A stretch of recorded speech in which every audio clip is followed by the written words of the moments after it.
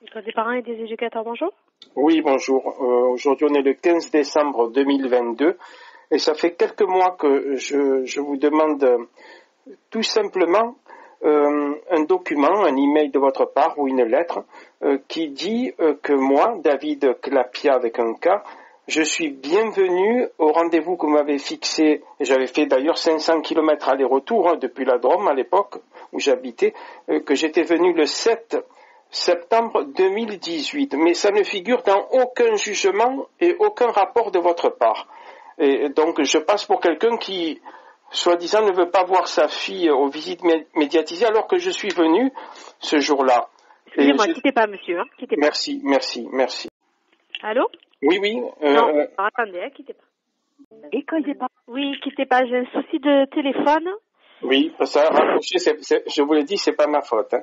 Oui, non, il n'y a pas de souci. Parce que j'ai un souci de téléphone, donc j'arrive pas. D'accord. Mais ce que je voulais vous dire. Dites-moi. Parce que c'est mine de rien, je suis en même temps président d'une association, je perds un temps fou. Mais pour mes droits personnels, j'allais dire voir ma fille que j'ai élevée tout seul, je précise tout seul, pendant des années depuis sa naissance. Jusqu'à l'âge de 3 ans et demi où j'ai perdu la garde exclusive. Ce que je précise aussi, c'est que quand j'ai gardé ma fille, mon ex-épouse à l'époque, Madame Tatiana C., allait à l'université et je restais seul avec l'enfant pendant des années, il n'y a jamais eu de problème. Alors quand il y a un divorce, là, mon ex-épouse m'a pris pour un idiot, a dit des mensonges, etc. Bon, je ne vais pas être trop long. Ce que je veux dire, entre vous, EPE, et moi, parent, qui est censé voir ma fille depuis 2016, la première fois que je vous ai appelé, c'était le 10 novembre, je me rappelle comme s'il y avait 30 secondes. Hein. Pourtant, on est le 15 décembre 2022, et c'était le 10 novembre 2016. Je vous ai appelé l'après-midi, j'étais en pleurs, et ma fille m'avait été enlevée, et voilà. Alors, j'ai perdu la garde, et ça, il faut que vous le sachiez, parce que vous êtes des psychologues, etc., et j'aurais dû, savoir ces choses afin de préparer psychologiquement, j'allais dire, l'enfant, quoi. J'ai perdu la garde parce qu'une juge très malhonnête, Madame Chloé Salé, m'avait appelé alors qu'elle était dessaisie de mon dossier. Ça, tout le monde le sait, mais quand je dis tout le monde, je ne veux même pas rentrer dans les détails. Donc vous le savez, et voilà quoi. Pardon d'être aussi long, mais et merci pour votre patience d'ailleurs. Je réitère ce que je vous ai dit tout à l'heure, c'est-à-dire j'ai eu des jugements, mais j'en ai eu plein, qui disent que soi-disant je vous ai contacté que depuis janvier 2019, ça c'était le 6 juin 2019, c'est le juge Jean-Michel Permin-Jas qui dit ça dans son jugement très biaisé, pour pas dire malhonnête, alors que c'était le 10 novembre 2016. J'ai jamais cessé de vous contacter. Excusez-moi de vous couper. Quel est le but de votre appel, s'il vous plaît? Merci. Il y a quelques mois, je vous ai appelé et je vous ai dit ça et j'ai pas eu encore la réponse parce que j'en ai besoin. Avant de saisir une JAF, avant de saisir la JAF, parce que eux, ils n'ont pas le temps dans les bureaux. Vous savez, quand vous êtes en audience, de parler. Il y a eu des erreurs, même de votre part, école EPE, là, que moi je suis venu, j'avais fait 500 km, je suis venu au premier rendez-vous que vous m'avez fixé le 7 septembre 2018. Mais ça n'a jamais été mentionné dans les jugements. Et quand je suis venu, j'ai pris un sac, des cadeaux et tout, je croyais voir ma fille. Ce jour-là, on m'a dit non, c'est un premier rendez-vous. Ensuite, on va recevoir votre épouse et ensuite votre enfant. Donc moi je suis venu, j'aimerais, voilà ma question. Et j'aimerais que vous m'écrivez, mais ça je l'ai fait déjà il y a plusieurs mois, vous m'avez toujours pas répondu. Donc, que vous dites, oui, monsieur Clapia David est bienvenu le 7 septembre 2018. Ensuite, la mère n'a pas voulu emmener l'enfant, etc., mais ça, il faut le dire, quoi. Parce que moi, après, je vous ai sollicité tout ça, vous m'avez dit que vous pouvez pas forcer la mère, j'ai un email de votre part. Vous ne pouvez pas forcer la mère à venir. Mais ce que je veux, pardon, encore, et merci pour votre patience, un email qui dit oui, vous êtes bienvenu le 7 septembre 2018 au premier rendez-vous. Voilà, est-ce que vous pouvez faire ça? Écoutez, je vais en parler au service concerné. Oui, et, il y a quelques mois, vous m'avez dit la même chose aussi. Oui, mais écoutez, monsieur, moi je transmets le message, après je fais pas partie du service, je peux rien faire de plus. C'est ce qu'on m'avait dit la dernière fois, il y a quelques mois aussi. Voilà, Oui. eh ben, écoutez, je peux rien faire de plus. Vos mails, on les reçoit et je transmets. Après, à mon niveau, voilà. Je ne peux rien faire de plus. Je vais juste prendre le numéro qui s'affiche, c'est le vôtre? C'est le mien, bien sûr. Je vais voir si j'ai l'adresse mail. Alors, attendez.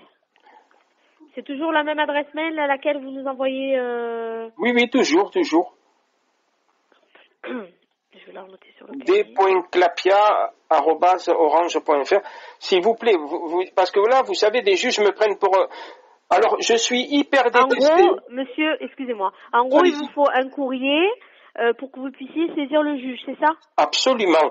En disant, Monsieur Clapia, il est bienvenu au premier rendez-vous, mais après, la mère n'a pas voulu amener l'enfant, donc voilà. Parce que là, on me fait passer pour des jugements très mensongers à mon encontre. Je veux dire, c'est ma fille qui en pâtit, parce que l'enfant subit une violence psychologique. J'ai vu le 31 août 2022 la juge des enfants que j'avais saisie, Madame Tisson, Marine Tisson, qui est très très partiale d'ailleurs, et que quand je lui ai expliqué ces choses-là, bon, ils se soutiennent entre eux. Je vous le dis, je suis la personne peut-être la plus détestée, mais sûrement pas peut-être, absolument certain. Aix-en-Provence et Marseille, les magistrats sont un petit club. Et dès qu'il y a mon nom qui apparaît, peu importe que je sois le meilleur parent, ils me donnent des jugements mensongers. Ils utilisent leurs fonctions. Pourquoi? Parce que j'avais eu la garde exclusive, moi, je vous rappelle. J'avais la garde exclusive de ma fille en septembre 2015, le premier jugement par Madame la juge Attali. Mais ça n'a pas plu à la juge très très partiale et malhonnête Chloé Salé, qui m'avait appelé via son greffier alors qu'elle était dessaisie de mon dossier, ce qui est illégal. Un juge qui est dessaisi mais qui vous appelle au téléphone par son greffier complice, mais moi j'avais enregistré la conversation donc intégrale que j'ai mis sur ma chaîne YouTube et sur d'autres réseaux sociaux, et quand j'ai dit que la juge elle est malhonnête dans les réseaux sociaux, elle m'a jamais attaqué pour diffamation, puisque sinon ça serait retourné contre elle.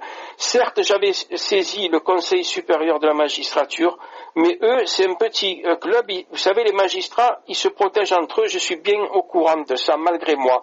C'est exactement pareil comme l'ordre des médecins.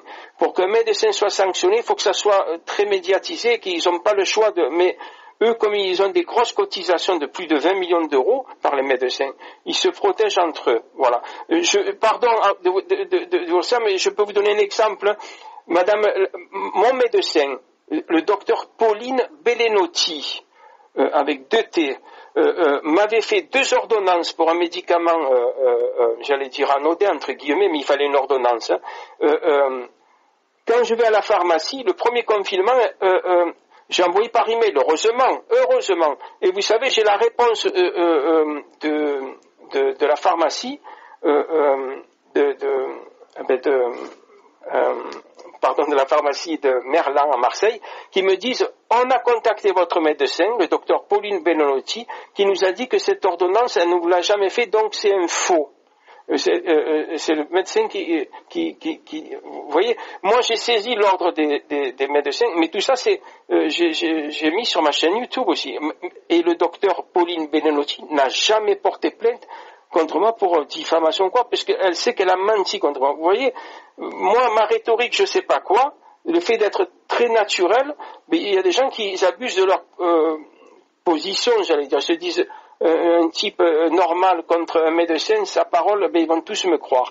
Oui, sauf que moi je vais saisir la justice aussi, puisque voilà. Mais voilà, faites s'il vous plaît, parce que l'enfant ne me voit pas depuis 2016, et je finis avec ça parce que la juge Marine Tisson m'a dit, vous savez, le 31 août 2022, m'a dit, ah oui, mais monsieur Clapia, moi j'ai parlé hier à votre fille, que j'ai reçue avec votre ex-épouse. J'ai demandé, est-ce que tu veux voir ton papa? Elle m'a dit non. J'ai dit, mais bien sûr, madame la juge. Elle est victime de violences psychologiques. Et j'ai dit, elle se fait laver le cerveau. J'ai dit, évidemment, elle vous dit ça. Sous-entendu qu'il ne faut pas écouter ce que l'enfant dit quand il se fait laver le cerveau autant d'années, quoi, vous voyez. Parce que, voilà, quoi, moi j'ai élevé, pardon, ma fille de répéter, mais depuis sa naissance, pendant que la mère, elle allait pendant des années à l'université, j'étais seul avec l'enfant. Et voilà, quoi. Donc, c'est quand même... Bon, écoutez, je transmets l'information. Mais